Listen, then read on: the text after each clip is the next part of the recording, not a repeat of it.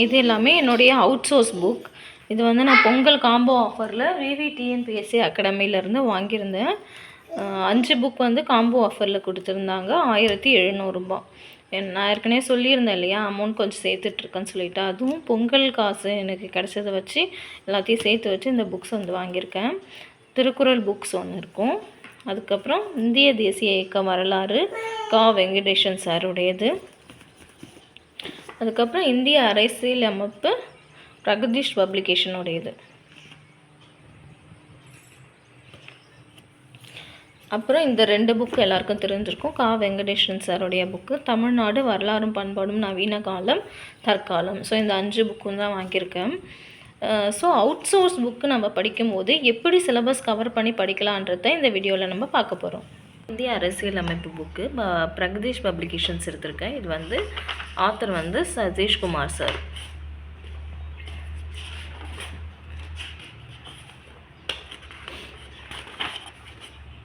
நீங்கள் முதல்ல ஏதாவது ஒரு அகாடமியில் சிலபஸ் டீகோட் பண்ணி போட்டு வச்சுருப்பாங்க. இது வந்து இந்தியன் பாலிட்டியோடைய சிலபஸ் டீகோட் பண்ணது. குரூப் 1, 2, 4க்கும் கம்பைன் பண்ணி இருக்கிற எல்லா டாப்பிக்குமே இதில் இருக்குது. ஸோ பாலிட்டியில் இருக்கிற எல்லா டாப்பிக்கும் இதில் கவர் ஆகும். இதில் வந்து வேர் டு ஸ்டடி இருக்குது. புக்கில் எங்கெங்கே இருக்குன்றது எல்லாமே இருக்கும். இவங்க வந்து அவுட் சோர்ஸ்க்கு லக்ஷ்மிகாந்த் புக்கும் அந்த அகாடமியோடைய புக்கும் யூஸ் பண்ணியிருக்காங்க. விஜயகுமார் ஐஏஎஸ் அகாடமியோடைய தான் இது. விஜயகுமார் ஐஏஎஸ் அகாடமியோடைய புக்குன்னு சொல்லிட்டு கொடுத்துருப்பாங்க. நம்ம வந்து நமக்கு பிடிச்ச மாதிரியான அவுட் சோர்ஸ் புக் எடுத்திருக்கோம். நான் வந்து இந்திய அரசியல் அமைப்பு பிரகதீஷ் பப்ளிகேஷனுடைய அவுட் சோர்ஸ் எடுத்திருக்கேன். ஃபார் எக்ஸாம்பிள், அரசியல் அமைப்பின் முகவுரைன்னு நம்ம ஒரு டாபிக் எடுத்துக்கலாம். இந்த டாபிக் படிக்க ஸ்டார்ட் பண்ணும்போது ஃபஸ்ட்டு பாலிட்டி புக்கு 10th இருக்குது. 10th இந்த பாயிண்ட் 1.4 எடுத்துக்கோங்க. இது வந்து 10th புக்கு 1.4 முகவுரைன்னு கொடுத்துருக்காங்க. இந்த முகவுரை வந்து நமக்கு ஒரு பேராகிராஃப் தான் கொடுத்துருக்காங்க. ஃபஸ்ட்டு இதை படித்து முடிச்சுட்டு நம்மளுடைய அவுட் சோர்ஸ் புக் எடுக்கணும். அவுட் சோர்ஸ் புக்கில் முகவுரை கொடுத்துருக்காங்க இல்லையா.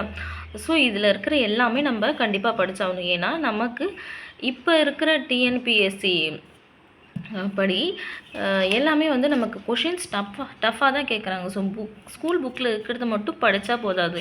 குரூப் 1, 2, 4ன்னு சொல்லிட்டு லெவல்லாம் பார்க்குறது இல்லை. குரூப் 1 லெவலுக்கு தான் இப்போ எல்லா கொஷினும் கேட்குறாங்க. ஸோ இதில் இருக்கிற எல்லாமே நம்ம படித்தாகணும். 4 பாயிண்டில் இருக்குது.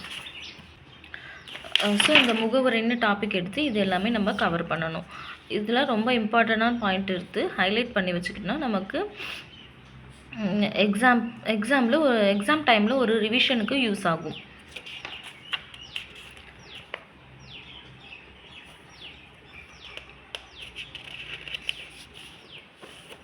இதில் வந்து இம்பார்ட்டன்ட் பாயிண்ட் வந்து அவங்களே ஹைலைட் பண்ணி பாக்ஸ் கொடுத்துருக்காங்க. இப்போ புகழுரைன்னு பார்த்தோன்னா, இந்த புகழுரையில் நம்ம வந்து ஒரு நோட் எடுத்து எழுதி வைக்கணுன்ற அவசியம் இல்லை. நம்ம ரிவிஷன் பண்ணுற டைமில் இந்த பாக்ஸஸில் இருக்கிற இன்ஃபர்மேஷனை நம்ம ஒரு தடவை நல்லா படிச்சுக்கலாம். அது இல்லாமல் பாக்ஸை தவிர மற்ற பேராகிராஃபில் இருக்கிறத ஹைலைட் பண்ணி வச்சுக்கிட்டா ரிவிஷன் டைமுக்கும் ரொம்பவே யூஸ்ஃபுல்லாக இருக்கும்.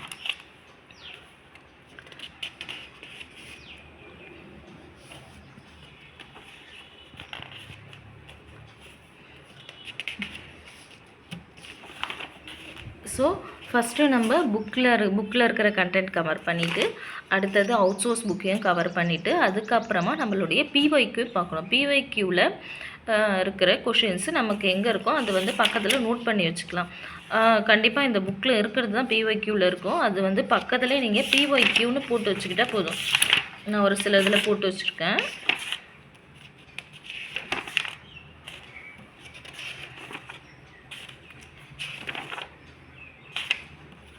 ஸோ நீங்கள் புக்கில் இருக்கிற கண்டென்ட் கவர் பண்ணிவிட்டு அவுட் சோர்ஸ் கண்டென்ட்டும் கவர் பண்ணிவிட்டு பிஒய்க்யூ பார்த்தோன்னா நமக்கு இந்த ஒரு டாப்பிக்கு கம்ப்ளீட்டாக கவர் ஆகிடும். அதே மாதிரி நீங்கள் ஒவ்வொரு டாப்பிக்குமே இதே போல் கவர் பண்ணணும்.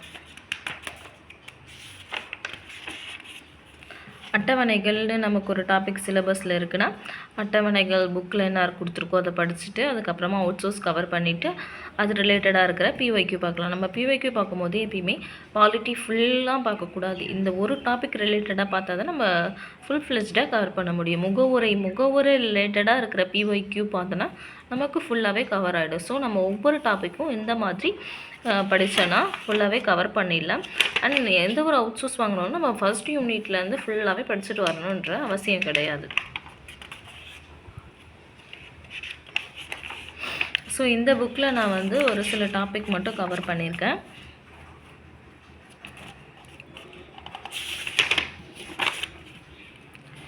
முகவுரை கம்ப்ளீட் பண்ணிட்டேன், குடியுரிமை கம்ப்ளீட் பண்ணிட்டேன், அரசியலமைப்பின் முக்கிய சிறப்பம்சங்களும் கம்ப்ளீட் பண்ணியிருக்கேன். அதுக்கப்புறம் அடிப்படை உரிமைகள் வந்து இன்றைக்கி படிக்க ஸ்டார்ட் பண்ணியிருக்கேன். ஸோ நமக்கு பொதுவாக ஒரு 2 பாயிண்ட்டு தான் கொடுத்துருப்பாங்க. இதில் வந்து ரொம்ப டீட்டெயிலாகவே கொடுத்துருப்பாங்க. ஸோ புக்கில் இல்லாத நோட்ஸ் கூட நமக்கு இதில் வந்து தெளிவாக கொடுத்துருக்காங்க. இது எல்லாமே நம்ம சிலபஸ் வச்சு கவர் பண்ணோன்னா ரொம்ப ஈஸியாக இந்த புக்கை வந்து முடிச்சிடலாம். ஸோ என்னோடய ப்ரிப்பரேஷன்ஸ் இப்படி தான் போயிட்டுருக்கு. உங்களுக்கு எப்படி போயிட்டுருக்குன்னு சொல்லிவிட்டு கமெண்ட் பண்ணுங்கள். தேங்க்யூ.